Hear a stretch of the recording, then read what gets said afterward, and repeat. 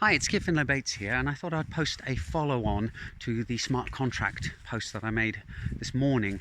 And what I want to do is I want to illustrate the difference between a smart contract that makes sense and a smart contract that does not.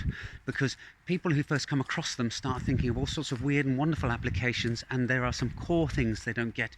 In particular, the fact that if your smart contract requires data from the outside world to go onto the blockchain in order for the smart contract to trigger, then you probably haven't got a good smart contract case. So I'll give an example in the world of dishwashers. Some people might think, yes, let's use a smart contract to guarantee a warranty if the dishwasher breaks down. Now, this sounds all very well in practice. There could be a contract with the value of the dishwasher in Ether locked in it, and if your dishwasher breaks down, the contract is triggered and you get refunded the money. Sounds great, but the question there is, how do you know that the dishwasher has broken down and it hasn't purposely been sabotaged or something?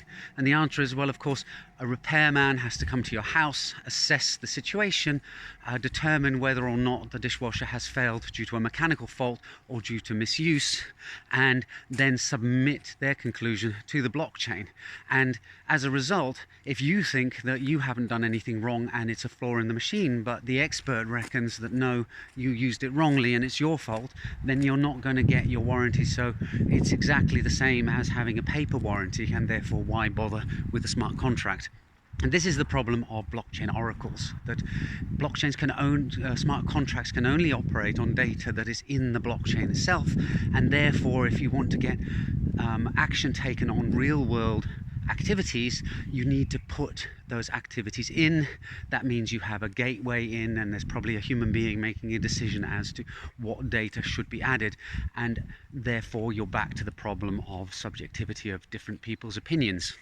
Now, a second case with a dishwasher that might make more sense is to have some kind of rebate or refund, that if you buy the product and you use it for a certain amount of time, then you get some money back from the supplier. So what they could do there is there could be a secret code on the inside of the dishwasher door, and when you unpack the dishwasher and install it and open it for the first time, you can take that code, put it in a transaction and send it to the smart contract, and that smart contract would have some Ether locked up in it.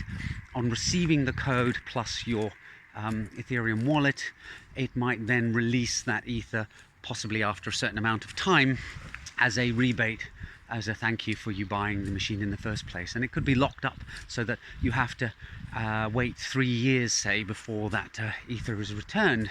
The idea being there that as you need to replace the dishwasher, you go and buy another model again because it was so wonderful to interact with that marvelous smart contract on Ethereum.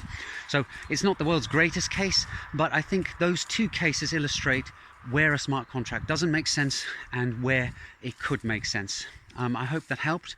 See you in the next video soon. Bye for now.